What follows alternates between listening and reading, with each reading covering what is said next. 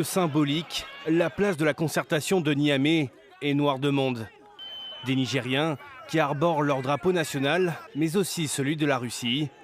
Le président russe est acclamé, tandis que la France est quant à elle conspuée.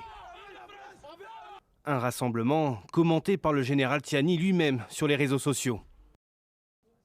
Une marche de soutien organisée par nos compatriotes est en cours depuis 9 h à la place de la concertation de Niamey. Cette démonstration de force est du jamais vu dans la capitale depuis plus de 10 ans. Elle témoigne du fait qu'ils ont été bâillonnés par l'ancien pouvoir. Des manifestants qui défilent ensuite jusque devant l'ambassade française à quelques kilomètres de là. La plaque du bâtiment a été arrachée, remplacée par des drapeaux nigériens et russes.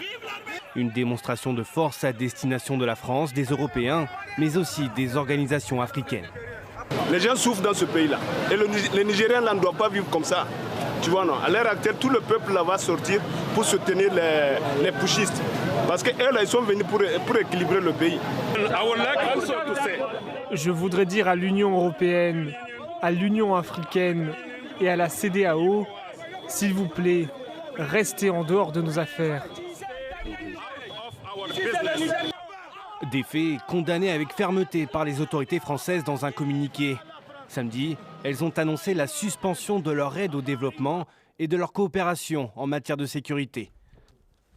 Après les derniers incidents survenus ce jour au Niger, le chef de l'État fait savoir que quiconque s'attaquerait aux ressortissants, à l'armée, aux diplomates et aux entreprises françaises verrait la France répliquer de manière immédiate et intraitable. Le président de la République ne tolérera aucune attaque contre la France et ses intérêts.